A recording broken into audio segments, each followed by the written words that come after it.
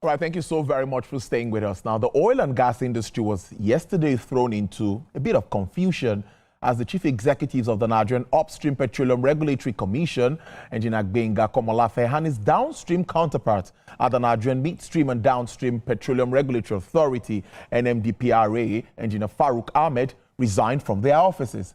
The two agencies, NUPRC and NMDPRA, have a statutory responsibility of ensuring compliance with petroleum laws, regulations and guidelines in the upstream and downstream respectively. Engineer Komolafe and Engineer Ahmed were appointed CEOs of NUPRC and NMDPRA in September 2021 by former President Muhammadu Buhari following the enactment of the Petroleum Industry Act. The two served in these positions and reported directly to President Bola Tinubu, who doubles as the petroleum minister, until their resignations yesterday.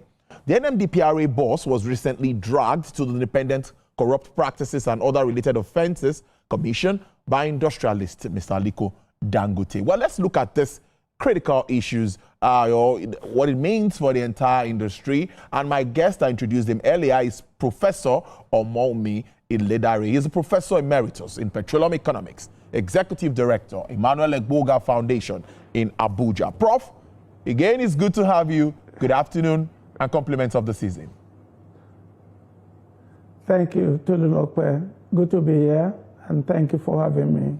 I hope you are doing well. Compliments of the season. I'm very well, Prof. Very, very well. Prof, I think my first question to you would be, this sudden resignation, does it pose any risk to the industry, ongoing investments, ongoing developments in Nigeria's oil and gas industry? Any fear at all for investors, even at this time? Well, there will be market, it's a market shock since the market is not expecting such to happen at this time, especially the upstream, when they're in the middle of the bidding process. To some extent, it could lead to some speculation as to whether the bidding round is not going and going the way they think it should go. And well, you can't stop someone from resigning, and the president also has the right to accept resignation whenever it is tender. Those who resign must have their reason, and we shouldn't speculate. We can only think about what the market will do. And whatever I say is my opinion anyway, even though informed opinion, the market will jitter a little bit because the market works on the basis of information, and the interpretation of those information may be speculative, but certainly not when the chief executive, the commission chief executive had already scheduled roadshow with respect to the bidding round that they are trying to promote. But the market will adjust. The market is used to this type of shock anyway. Another concern. So shocking. It's very shocking news. Another concern, Prof, is how this affects our PIA, our dearly beloved PIA that we cherish so very much. And, we've been having some issues, at times labeled as selective implementation of some parts of the law. How worried, Prof? Because I know you're always reacting to issues that has to do with implementation of this act. Oh, certainly, and I would not be living to my name if I think the current government is implementing the PIA the way it's supposed to be implemented. Yes, and I will use certain word, even though carefully and quoted. Nobody can doubt the president of wanting to do the right thing. But it seems to me how to do the right thing continue to compound him. He wants to do the right thing, but the process of doing it continues to be questionable, in my opinion. And I have my right to have my opinion. And that takes me to the next question, which is related to PIA. The effectiveness in the implementation of the PIA is doing the right thing. That's effectiveness. And anytime you don't do the right thing, you are not effective when it comes to the PIA. Now, doing things right is efficiency. And the two of them are different. And when you judge the PIA within these two parts of four quad, we have a long way to go. What you see with Dangote's advantage is doing things right. He understands the oligopoly market. Other participants do not. You do not have a perfect market in Nigeria. You have an oligopoly market with 3 participants dominating the market. Unfortunately, they are not as efficient as Dangote in terms of cost advantage, in terms of leveraging on stability of foreign exchange, and in terms of doing the right thing. So instead for them to look inward, they're trying to depend on the government, and that is causing what I call not doing things right. It's not that they don't know how to do the right thing. They're doing it correctly, continue to evade this government, in my opinion. Now, how do we balance competing interests in Nigeria's downstream industry? It's not difficult. And I hope that the new guy that is appointed will understand the game. He is a soccer referee, and he has 3 dominant participants in the downstream market: the wholesale market and the retail market. And efficiency will be the driver of survival. He must not regulate pricing. He must regulate behavior. A referee regulates behavior, not the game. And that's what you see happen between the Petroleum Commission, the Petroleum Authority and Dangote. Dangote has a perception that instead for the regulator to regulate behavior in the market, they are trying to regulate the market. And that is complete opposition to the PIA. The PIA deregulated the downstream, but that does not take the power to regulate the behavior of participants. And Dangote felt that the regulator is skewing their instrument to promote competition to favor certain participants. So the role is different now. The role is different because you have refinery capacity locally. Import substitution is real, but you must understand the market. And I know the current appointed CEO of the authority very well. In terms of competence, I don't have any doubt. But governance is the key, not resume. He must realize that the governance of the sector is not about resume. It is about understanding the market. Now, Prof, we've seen price shifts in recent times, which I think I've read in one of your write-ups that we shouldn't call it price war anymore. It's the market. It's what is expected in a deregulated market. And this price shifts and all of that. But as of today, the difference is really much.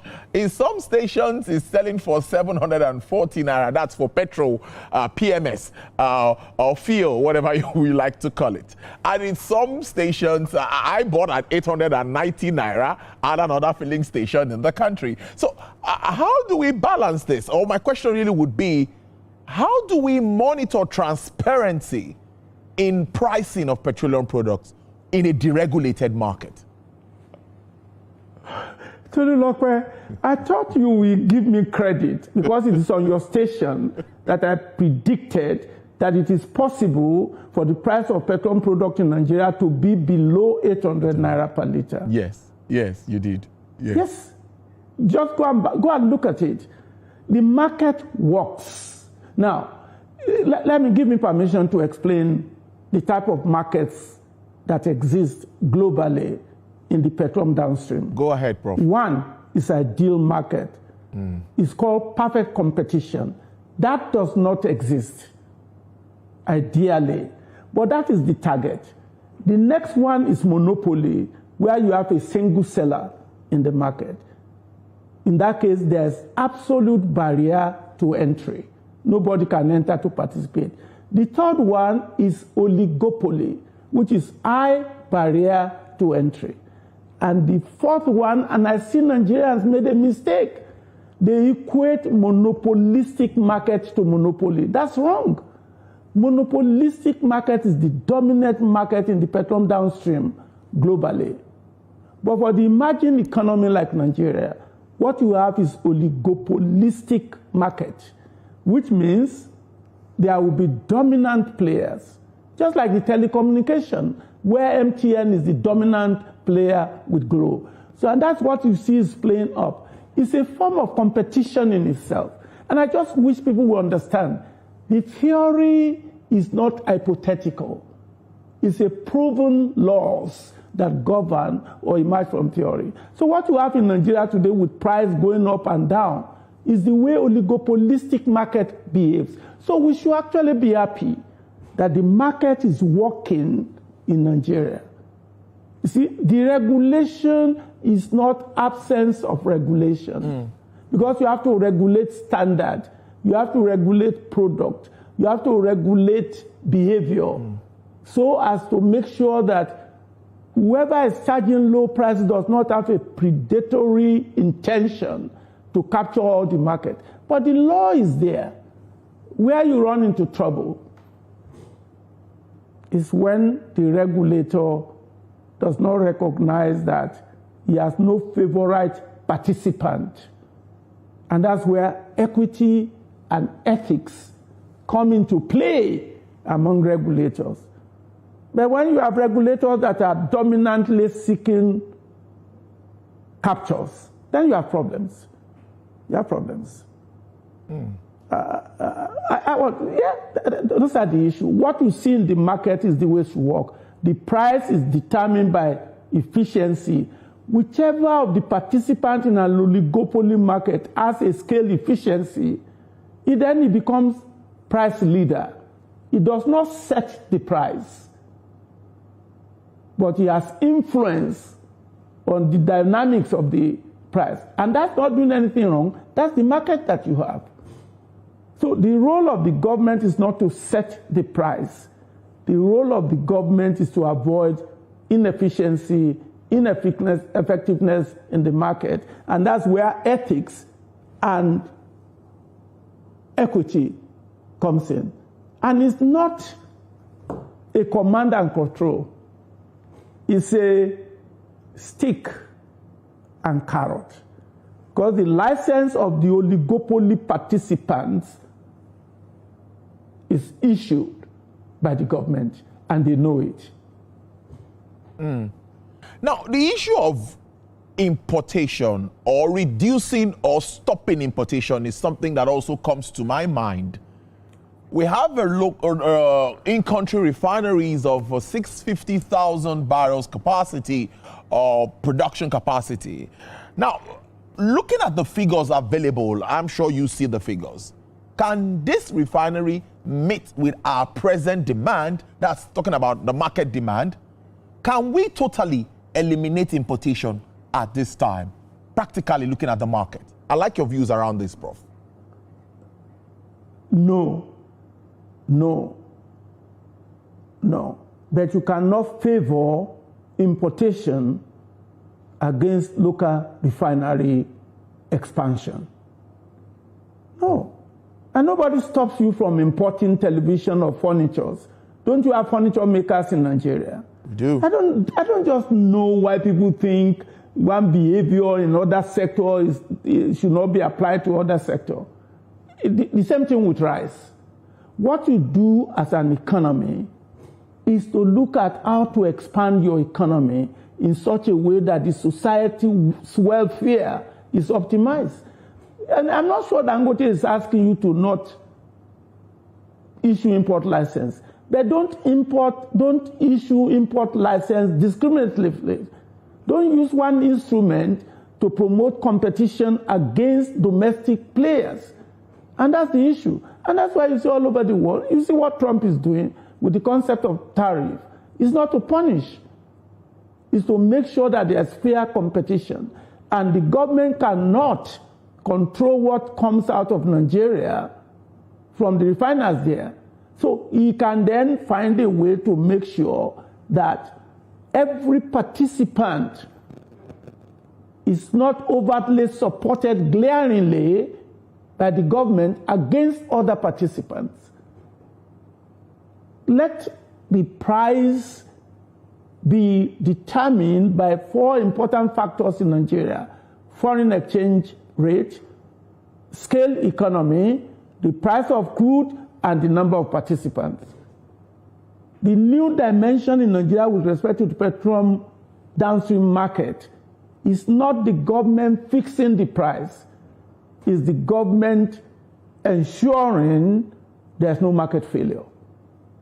And they must be careful not to have what we call ineffective government intervention. No, these are not theory, Tolulope. No, these are not theory. The essence of going to school is to learn the basic instruments to do your job effectively, which is doing the right thing, efficiently, doing things right, ethically, and fairness. And to me, that's what every participant is asking for. Don't do things to support Dangote, but don't do things to support NNPC Limited. Don't do things to support importers at the expense of these 3 dominant, and all of them are looking for government support. The market is working, and I hope the new team will do the right thing and do it the right way. Prof, we're out of time, but what's your outlook? We'll just wrap this up in a minute for the industry. If I'm advising the president and he really wants to do things right, he should appoint the board of directors to be the guardrail for the people I've just appointed to lead these institutions.